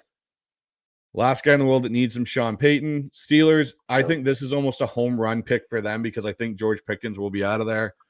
Yep. Shamar Stewart, Membo, Matthew Golden. Now he's an interesting receiver prospect because he's jumped up here to the Vikings at 24. You pair him with Addison and Jefferson. That's a really scary receiving core. Tyleek Williams, Hampton, and Connerly Jr. of Oregon have gone. So we're now at pick 28, and I love the fact that our guy is still sitting there in Donovan Jenkins. I think we take him here. Yeah, absolutely. If you're considering anything else, I don't think this will happen. I don't think Loveland, the tight end from Michigan, makes it past the Chargers with Harbaugh. No. But if he did, that's another type of guy that can help your offense and your offensive line and your culture. Michigan guy that fits there. I think that's a guy that will get a lot more buzz as we get closer to the draft with McDonald. Also depends on who, if we get Kubiak and he brings in Juwan Johnson, that probably pushes that away. But even Detroit drafted tight ends, Laporta and stuff. And I think Loveland has a little bit of that Laporta, Kelsey kind of can block, but it's definitely more of a receiver type of tight end and stuff, which may not exactly fit what we're trying to get that culture reset, but that's a guy that would really help a young quarterback or even Geno Smith. So that's a guy that's there. And then like we talked about, I love Jack Sawyer. I think this defense is missing that blue chip player, and I think we need to find one on the edge. Mafe has that red chip. Derek Hall has a little bit of that a red chip type of potential, but they don't strike me as the guy that's ever going to hit that franchise-altering sack kind of guy. So what I want to do, though, is I still want to invest in the trenches, and if I can get, in my opinion, the best offensive lineman prospect in this draft, the safest and the best, I feel like it's, without a doubt, Donovan Jackson. Okay, so we both are in agreement. Let's take Donovan Jackson here. So, and we'll see how the rest of this board kind of falls. And you picked up pick 60 for it. Like that's like it's a win on a win. Yeah, exactly. So as we look back, so after us, Barron went, Knight went, Scroton went, Amos, which I'm surprised went that high. I thought he'd more be a second round guy. Sanders, you kind of go through here. There's Millam. He went 38. Where else? Walter Nolan is another interesting guy, potentially. There's Loveland. So he went to the Jets. He fell all the way to pick 42, which is kind of surprising. Yeah. Mm-hmm. So here we go. And this is surprising. Jaden Higgins, who's one of my guys that I have started to fall in love with, I think this is actually probably his range. He may be a second round guy when this whole draft process is over. He's just such a smooth route runner for a guy that's 6'4" and over 200 pounds. Yes, he doesn't have breakaway speed, but he's your type of guy that is going to be your guy that's going to hunt that first down yardage for you over the middle of the field. So interesting. Senior Bowl Seahawks guy. Yeah. Going to be coached by the Seahawks. Enough, guess who will be coaching Tez Johnson and Jaden Higgins at the Senior Bowl is our Seahawks receiver coach. So they'll get a little bit extra intel there. So we're at pick 50 here. I still think we could, we've taken Donovan Jackson. So let's look at this edge class and see, or the D tackle class, what's available. So we look at the edge. Jordan Birch is a guy I really like. Mm-hmm. I think, you were talking about a blue chip guy. You're talking about a guy that we need to come in. I think Jordan Birch can kind of be maybe not a pure blue chip, but a guy that will wreak havoc off that edge in Mike McDonald's system, especially when Leonard Williams is getting older. He's almost a similar build in a lot of ways to Leonard Williams, and you can move him up and down the line. I think he's going to be a first-round guy. So here at pick 50 to get him at this value, I think it's, and the fact that we have pick 60 still, yeah, I think this is kind of a no-brainer. Now we can look at the tight end class, because I know we mentioned how tight ends can help in the run game. Now, if I bring it up, Helms in here, Mason Taylor, and this is one sneaky guy for me, which is Fannin Jr. I think it's just an absolute Fannin Jr. right now. Yeah, and I'll be honest, again, I'm not trying to say that the mock's super wrong, but man, Fannin's going to just dominate the combine. Yeah. He's got all the measurables. The tape looks good. You might have a couple teams that get scared off that he's a Bowling Green guy, but man, when he played against Penn State, he was the best player on the field. He was, even with Warren out there, he was unbelievable. The talent is there. I mean, I definitely like Warren more as a prospect at the NFL, but He kind of reminds me of maybe a more realistic position of what we thought Pitts could have been when he left Florida. Just that Yes. super athletic. And obviously Pitts it hasn't clicked for a lot of reasons. Fannin is not going to be at pick number 8. He's going to be in a much better situation, or he'll be a early second round pick where they just added a blue chip prospect anyways. So I think it's just a lot better of a situation for Fannin to succeed when he's a very similar player to Kyle Pitts. Agreed. Now there's one caveat on here. I'm going to throw a wrinkle in. Look who's still sitting here. Jalen Walker. No way, but all right. There's no way. I think Jalen Walker's gone probably in the top 25 of this draft class. Personally, I think he's gone. So I don't know about the realness of this, but I think Birch is probably a guy that realistically could be in this range potentially. So I think, we solve a bit of our edge problem. We take Jordan Birch, and again, now you've got another player for Mike McDonald to use in that versatility role. Absolutely. Trenches. Yeah, and you see a ton of Seahawk mocks that's like 6 out of the 7 picks are offense. Like, let's not forget, you got a defensive coach that's in his second year. He's still in his honeymoon phase. He's going to go out and go get himself a nice weapon if it makes sense. He needs to fix the offense, but he's not going to leave this draft without getting someone that's like, ooh, that's an interesting defensive pick. Yeah, and I think that's Jordan Birch right here, especially with us having the luxury of 10 picks until we pick again. So we'll take Jordan Birch, and then we'll be on the clock again. Okay, so the way the rest of the board fell after our pick, Xavier Watts, there you go, Tampa Bay. And it went Good on pick. Savion Williams, Xavier Restrepo, Dylan Sampson, Jalen Walker to Green Bay. Now that makes me sad, Buffalo's pick there. I really like Carson. Mm-hmm. He is probably one of my linebacker and draft crushes right now. I think he'd come in here with Mike McDonald and he'd be able to contribute on special teams, but he would fit so well in that room with Ernest Jones and Tyrese Knight.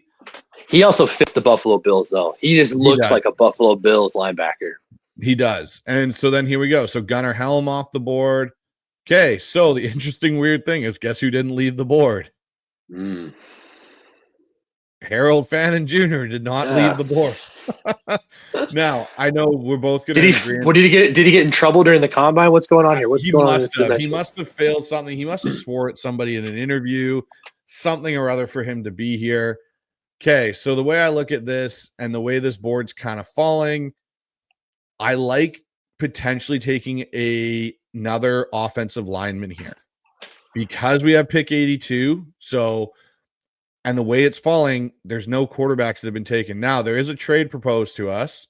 Mm-hmm. So Chicago has pick 72, and they want to come up to our pick. And then Detroit again is asking about that. Do we drop another 10 spots based on how this board looks, or do we stick in pick here at pick 60? What would we get in return? 72 and probably 148, or we can get a pick potentially next year in the draft. I do like the 148 because of our gap from 163 to 173. Yeah, I'm fine with that. I think we can add another body at 140, a 150 pick. I still feel like you can add someone that can do something for you down the line. So, and I think the drop from 60 to 72, I think the way this mock is going, there's quarterbacks that are still going to be there at 72 if that's the route we take.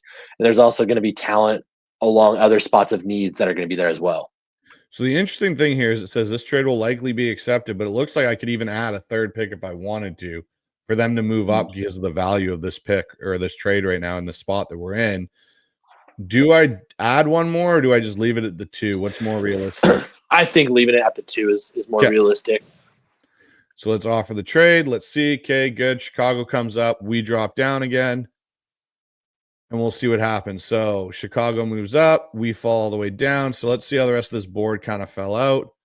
So pick 60, they came up. Cameron Williams is off the board. Caleb Johnson, Alfred Collins. Now, that's interesting. I did not expect him to fall. Jonah from Arizona. I did not expect him to fall in the round 3. I think he's going to be a early round 2 guy at the latest. Absolutely. Yeah. Too solid. Has some things he needs to work on with his hand fighting and stuff, but that definitely is. He's not lasting. I would be surprised if he makes it to 50. Yeah, and then Tyler Booker made it all the way down to pick 66, which is really surprising. They heard all First that John Carpenter stuff. So yeah, exactly. First quarterback off the board outside of Cam Ward and Shador Sanders is Dylan Gabriel to the Raiders. Oof. I All don't right. like that, but I'm okay with that. Now, Yeah. lost out on Arenande Urzuri, which I think is going to be one that I think Seattle's going to be interested in because he has the right and left side versatility. So now we're in an interesting spot here because we've got pick 72, 82, and 136, as well as pick 148. So we got a bit of a run here of what we can do. So at pick 72, Jalen Milrose there, who I personally think is going to actually maybe up his draft stock because I think he's a better passer than people are really giving him credit for. And I think he's going to be able to put that on display. And, everyone's putting a lot of stock in this last year. A new system, new coach. I think, what you saw the year before, especially in that Michigan playoff game, I think that's the guy you're going to see more of going forward. Now, Deion Walker is a dude I'm interested in on the defensive line, to be brutally honest with you. But there's one player I think that's sitting here. Yes, we've taken one offensive lineman, but we know Seahawk Nation wants us to take more of them. Tate Ratledge is still on the board here. He's an interesting guy to me because if you put Tate Ratledge beside Abe Lucas, one, that is just a mean-looking offensive line side there with those two guys. But again, we talk about a guy that's played a lot of ball, played in the SEC. I think Tate Ratledge is going to be a good guard, and I think we take him here. I think it helps us out. And now we're not relying on necessarily LaMea or Christian Haynes. You could potentially move Haynes to center, which is something I know he did last year at Senior Bowl. And they had mentioned, Ryan Grubb at least had mentioned near the end of the season that that's something they were looking at. I just think, based on this, we're hoping we get Mekhi Becton, but I think if you don't, you end up walking out of here with two offensive linemen in the top 3 rounds of the draft. Yeah, you're talking about two interior offensive linemen that were all Americans that played on the most talented teams in the country most of their seasons that they played, and they both were anchors on national championship teams. You had Donovan Jackson and Tate Ratledge. You had a lot of size, skill, talent, and nastiness. And you had dudes that aren't going to settle for 10 and 7. They're the dudes that want to hang banners and win championships. And I love that. That'd be a fun way to go. And Ratledge has the best mullet in all of the draft this year. I was going to say he's got to keep that if he comes to Seattle. So we'll take Tate Ratledge here at pick 72. Deion Walker went 2 picks after us. So here's the interesting thing. So you look at how the board went. Hairston went, Henderson, Embo went way down here, Charles Grant. So this is really interesting how this has kind of fallen to us because now I still can't believe Harold Fannin Jr. is still on the board here. It's like it's just tempting us to be like, take this guy. I know. So I'm not going to look at trades because I think we've made enough in this to add significantly to Seattle's draft class. I think this is where Seattle could take a quarterback. You've addressed the edge. You've given a trench on 3 trench picks, essentially 2 offensive, 1 defensive. I think this is where we can see Seattle take a quarterback.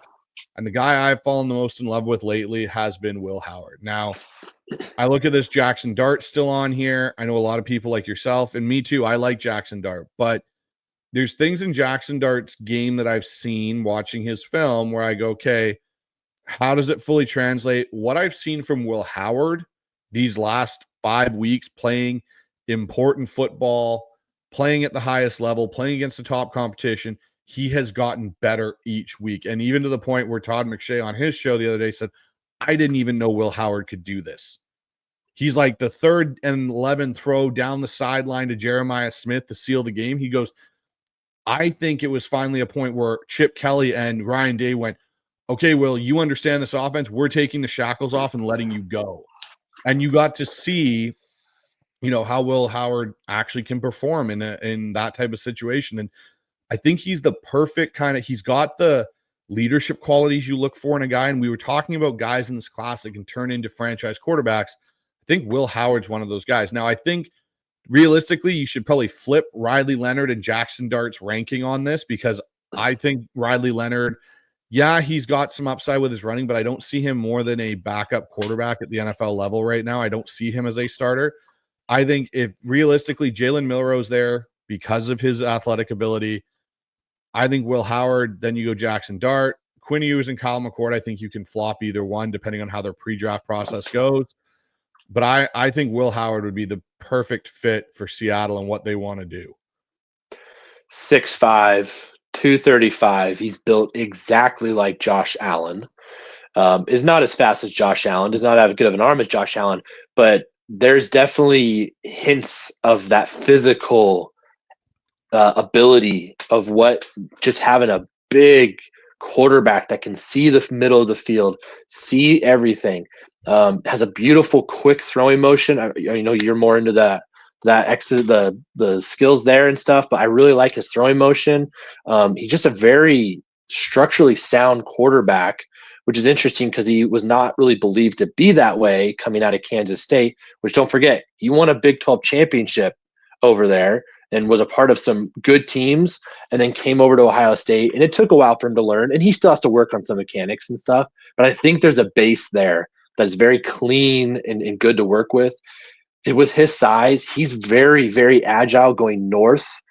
He's a guy that can step up in the pocket and go get you 15 yards really quickly. His east to west, it's, the size does tend to slow him down a little bit there. We saw that in the national title game.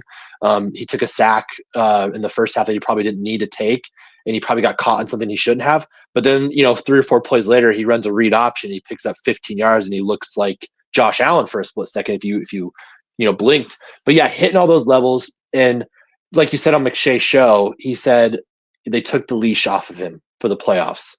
And it opened everyone's eyes to, oh my gosh, he can't hit all those throws. And yes, he is definitely a point guard in the most talented team in the country, but he still made some incredible throws. The 3rd and 11 that he hit across the field to Egbuka at the side, or Tate at the sidelines and stuff. And then again, championships are won on 3rd down in the red zone, and it's usually 20 yards down the field along the sidelines. Can you make that play, or 40 yards down the sidelines even in this situation? Can you make that play? Can you draw that flag? And Howard, when it mattered most, even when Chip Kelly was definitely, starting to choke it a little bit away, just kind of running Howard in the middle of the line when everyone knew what was happening, they waited till their moment, and it was like, all right, fine, we have to do something. Howard, can you make this 40-yard throw? And honestly, probably couldn't have made a better throw than what he did. And that is the kind of guy that you want, that can make those throws in that moment. And again, it's really hard to explain what happened against Michigan, and we'll probably never hear that until you get the documentary a few years later, which they probably don't even want to talk about it. But obviously there was a definite psychological slip there, and then it reawoke a beast, and it allowed them to be like, well, all right, I guess we'll just let Will do his thing. And they took, the tarp off the Ferrari, and we saw what he can do with a Ferrari. And there's reasons why I can see him very quickly in year 1 or year 2 absolutely cook with Jackson Smith and Jigba, and do amazing things with DK Metcalf if he's on the team and stuff. Jeremiah Smith's comp is probably a better and slightly smaller, but a better overall version of DK Metcalf. That's what Jeremiah Smith might end up being. And so DK is a great player for Will Howard to step in the league and throw to, in my opinion. That's I'd love to take him there. And honestly, I think this is probably, he may go up draft boards a little bit higher, and you may have to go in round 2 with him. But there's just certain characteristics about his demeanor that just scream John Schneider type quarterback. Face of the franchise. Yeah, face of the franchise as well. There's so many things about him. Obviously, he's the guy I've fallen the most in love with out of the, group. I really like Kyle McCord. I do like Jackson Dart a lot and what he does, but Will Howard, just watching his progression has really been eye-opening for me going back. And the big thing too is he proved he can do it from the pocket, not being the guy that he was at Kansas State, where they required him to run more in that offense and do those. He was able to play on schedule, in time, go through progressions, make reads, make throws, deliver the ball. So I'm going Will Howard here to potentially give Seattle their bridge finally off of Geno Smith. Yeah, that all-time completion percentage in the BCS college playoff format. But people also forget he ran for 57 yards. Yep. And it wasn't one big run. It was, 4 or 5 nice runs. This is a guy that can move the chains and make the throws. I'm really high on Will Howard. Okay, so as the board fell after Will Howard, because we did not get to pick till the later part of this round. So we took Will Howard. Where is it? There it is. So there you go. Wow. The Broncos double dip at tight end. Get Tyler Warren and Harold Fannin Jr. Well, Sean Payton. Good for them. Yeah. Good for you guys, even though that is not realistic at all. And we go through Devin Neal going to Houston. That's an interesting spot for him. I like him as a running back coming out of Kansas. I think he could be an interesting one. And, of course, the Rams get a toy in Tez Johnson. Isaiah Bond goes. And we look through the rest of this, kind of quickly going over it. And then there you go. That's interesting. Vikings took Judkins out of Ohio State, which is, I think, going to be a steal in the draft potentially for them. Yes. They already added, who was it in the first one? Oh, yeah, Marcus Golden. So you've got Golden now, you've got Aaron Jones, you've got Judkins in the backfield. Like, you just are building a juggernaut there. And Sean McVay gets his quarterback, apparently, in Jalen Milroe. That's the last place I want Jalen Milroe to go, is either San Francisco or LA, where they have guys that know how to develop quarterbacks. Man, if he's got time to throw the 50-yard bombs at Tez Johnson, oh my gosh, we're in trouble. Yeah, that's a very scary situation in this NFL world that we're creating with this mock draft now. New York goes and gets Quinn Ewers. That's a rough spot for that kid to land. Oof, yeah. And as we go through this, Crenshaw and Dixon goes to the Saints. It's a kind of interesting way this board. It's really kind of trench-based and guard, like in tackles. It's not big on the receivers. A couple of them started coming off. Shamar Turner there goes to the Green Bay Packers. Kobe King's off the board. So now we get down to where we are here. And center is still a potential need for the Seahawks. Let's be honest here. Center is. And there's one guy that I was wondering that's still sitting there, and that's Jake Majors. Take him. I can't argue that. Great pick there. Was the best center in college football this year, in my opinion. And while the tackles were very inconsistent despite all their talent, and the guards were pretty rough for Quinn Ewers, I always felt like Majors held his own.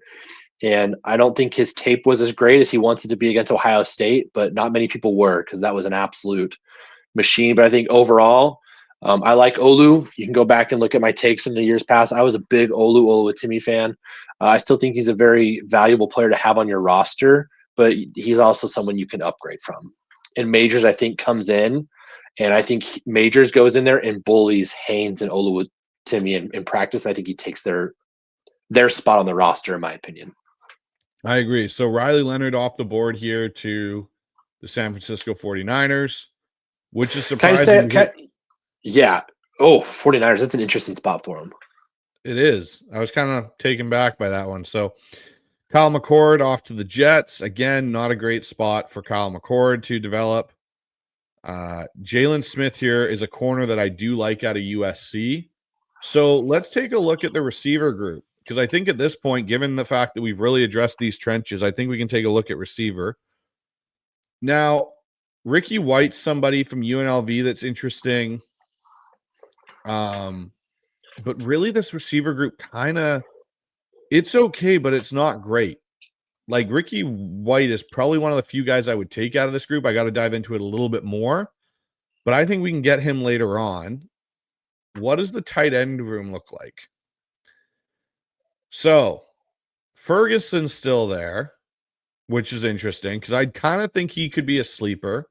Because let's see what Ferguson looks like here. So we've got a guy, first look, he's 6'5", 255. He's only 21. So again, we'd be dipping into that young tight end room like we did last year with AJ Barner.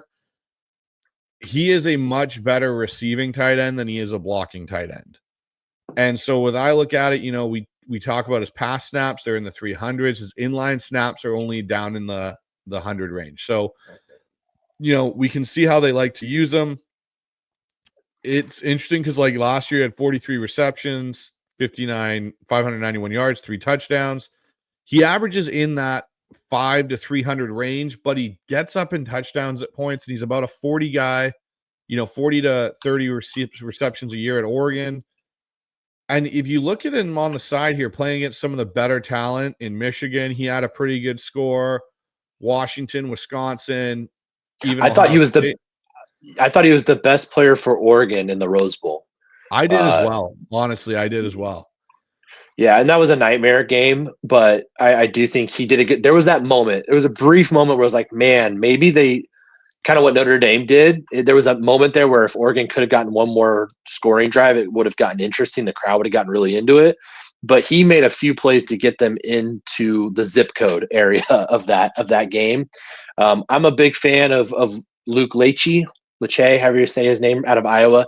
That is if you want a cheaper, better version of Farrell Brown, basically. If you want just a Iowa brute blocking tight end with some NFL blood in his genes, that's where you go. Barner was described to us in the draft process in the preseason as he was that beast. He was the one that did the dirty work so that Loveland could kind of get open and do a lot of those fun things on that national title team. And then I remember Barner didn't look like that. He looked like a pretty well-rounded tight end. And then I remember against the Lions on Monday Night Football, Joe Buck said, no, Mike McDonald says that Barner's got some superstar potential in him. And so if he's just an all-around tight end, I don't feel like I have to go get an inline brute tight end. Why not mess around and go get Ferguson and have a pretty interesting and athletic 12 personnel, which I've talked about this privately. I'm big on us running some 12 personnel. I think the best teams in football run it and run it well. That's also a scheme that Fraley and the Lions and Kubiak and the Saints ran a ton of this year. And so I think this makes sense. If you're not going to get a tight end in free agency, even if you do get a veteran in free agency, I think Ferguson makes a lot of sense.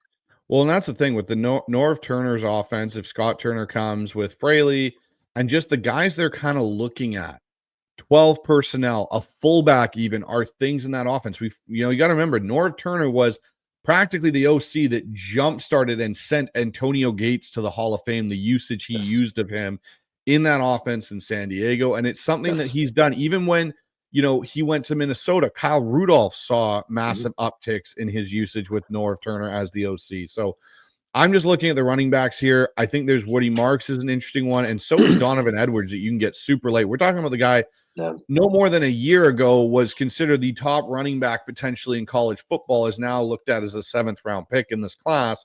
And that just shows you some of the depth that's there. But let's go get ourselves a tight end.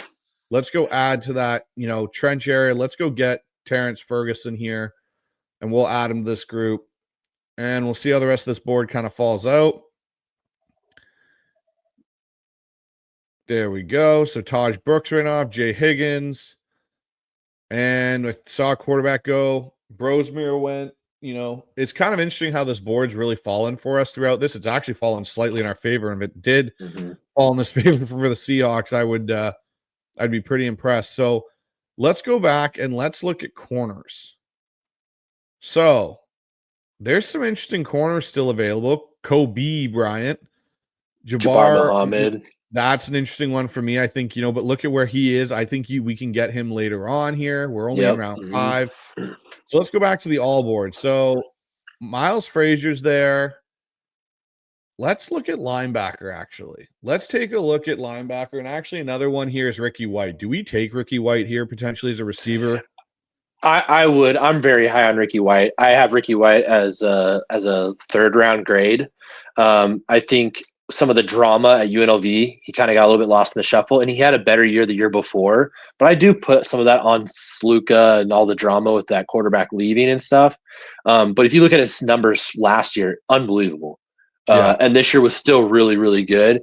I think if you're looking for that diamond in the rough, that mid-major guy that might have some wide receiver 1 potential, I really do feel like Ricky White's that guy. I know Rob Staten's very high on him. I think he just interviewed him on his show.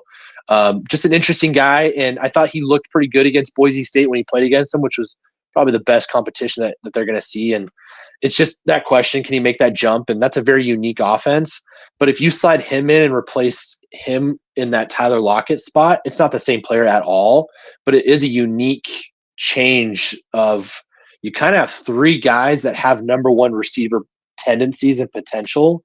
You don't have like I like Tez Johnson, but I don't think Tez Johnson can ever be your number one receiver. No. I think he's your deep crosser and your go ball kind of guy, and maybe a bubble screen but he might end up like a bug on a windshield if you're not careful.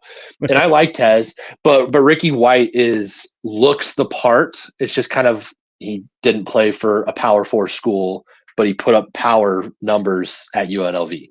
So I would not pass on him here personally, but I'm open to other ideas if we think he'll still be around.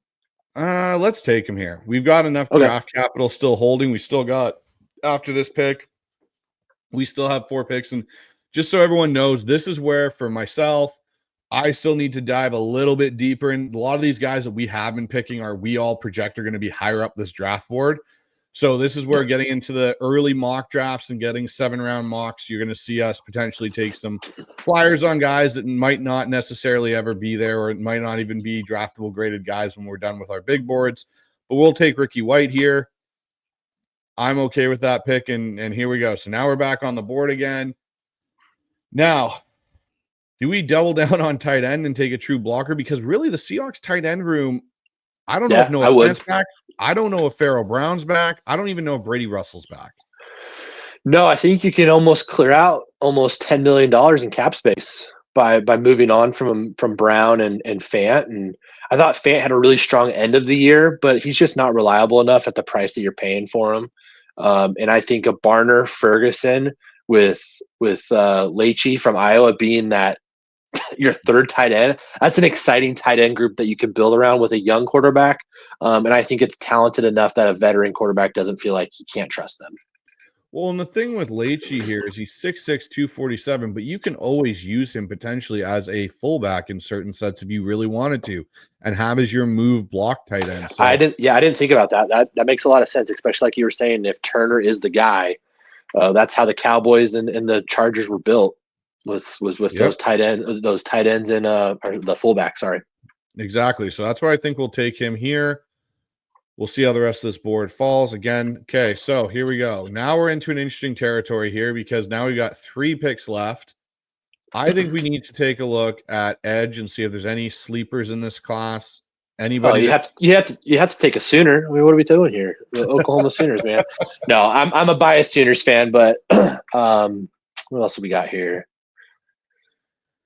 Name a position group. Let's have a look around. What do you want to see the running back group?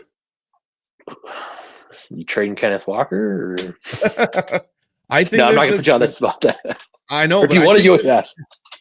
I think there's a chance that they may take a running back in this year's class because it's so deep. Because Kenneth Walker, it's unbelievably deep. And so, you look, Woody Marks is still there from USC, who I think is a very good running back and a good guy to bring in. Donovan Edwards, like we talked about earlier, you look at Woody Marks' seasons here, his last year here in USC, he put up some numbers. We're talking about a guy that, can be effective out of the backfield. He had 47 catches out of the backfield. He ran for over 1,100 yards. He had, 12 games played. He had 9 touchdowns, averaged 5 yards. He's averaging 5 yards a carry. And you got to remember, for 2 of those seasons, he was playing in the Caleb Williams air raid show. Mm-hmm. So I look at him and I just kind of look at, even against Penn State, put up a good PFF score. Again, take those with a grain of salt.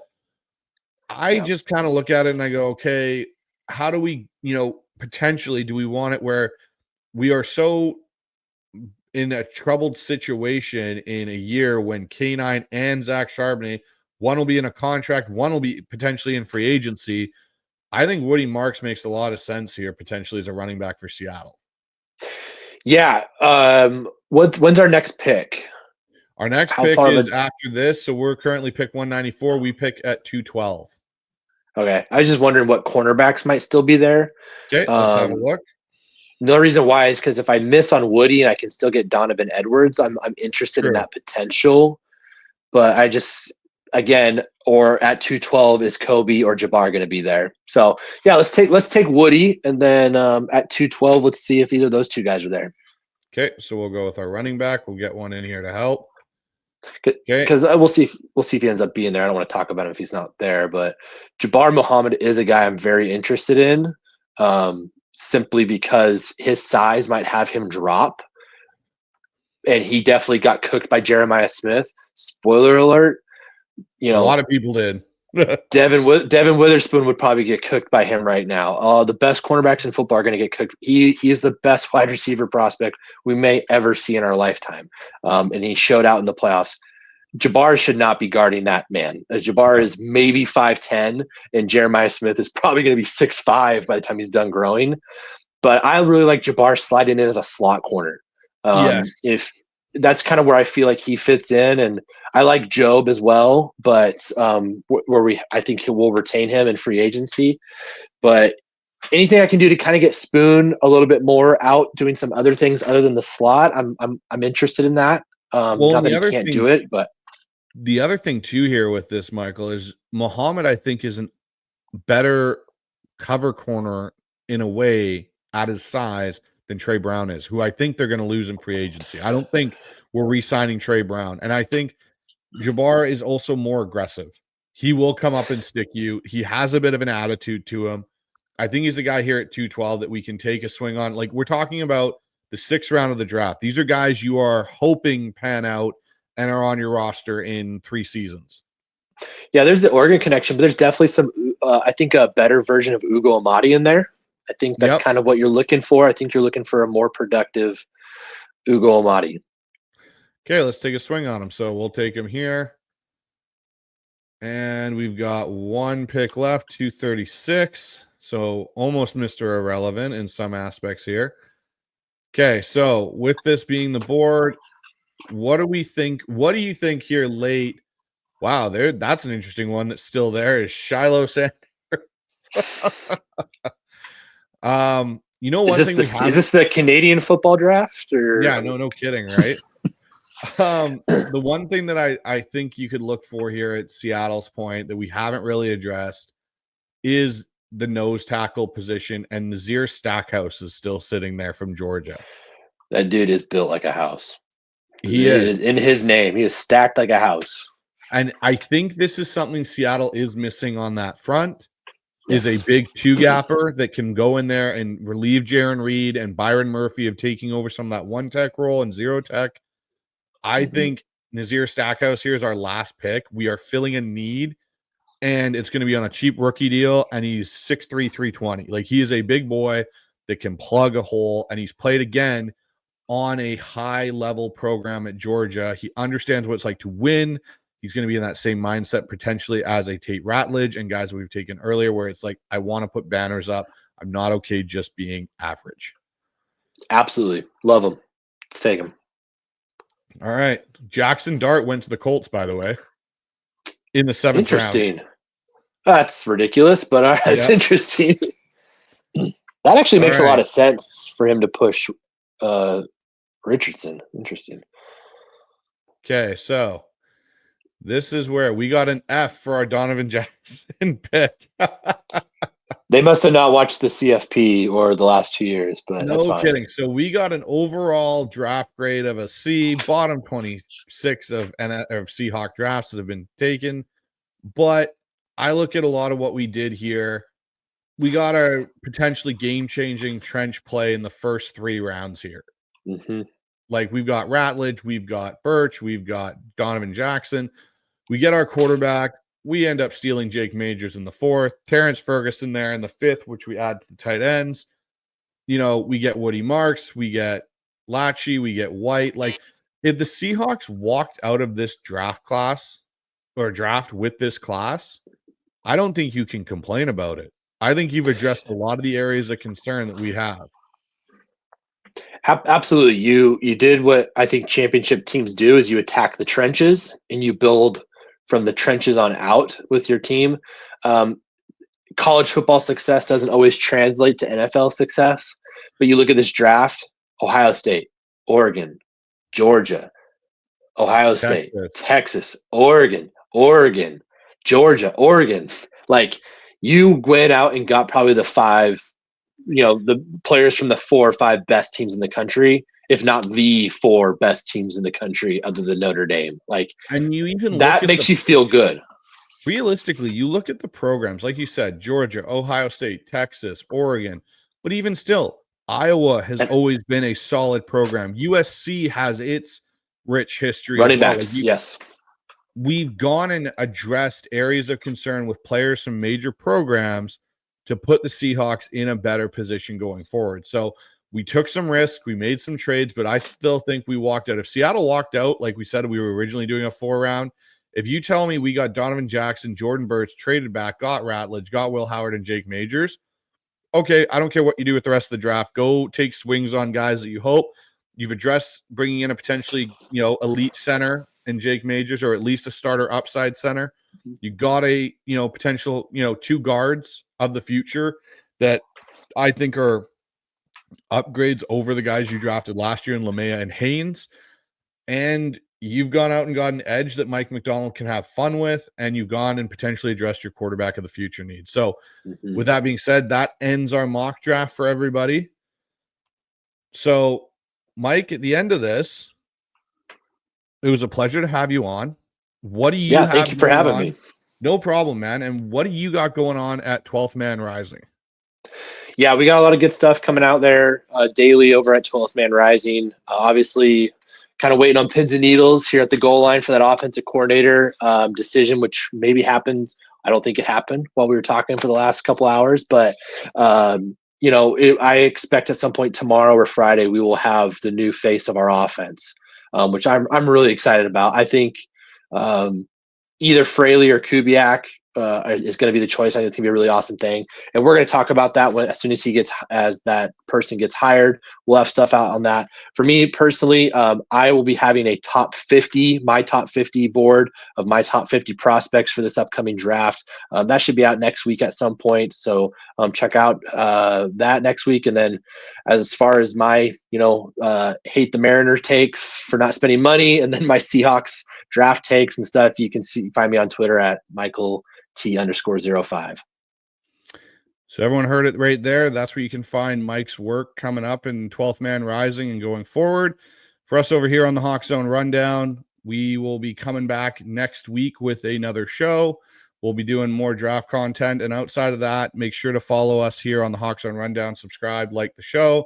Really helps us out and the algorithm with YouTube. And as well, if you guys want full draft coverage from myself, hop on over to the Pick Is In pod, which is on YouTube, which has me and Dan Viens collaborating, and it's a pure NFL pick show. We just did 2 episodes. We did a mock draft and a QB breakdown where I went through my scouting report on the quarterbacks. Will Howard's is in there. It's pretty interesting to look at. So with that being said, Mike, thanks so much for joining us here on the HawksZone Rundown. Everyone else, go Hawks.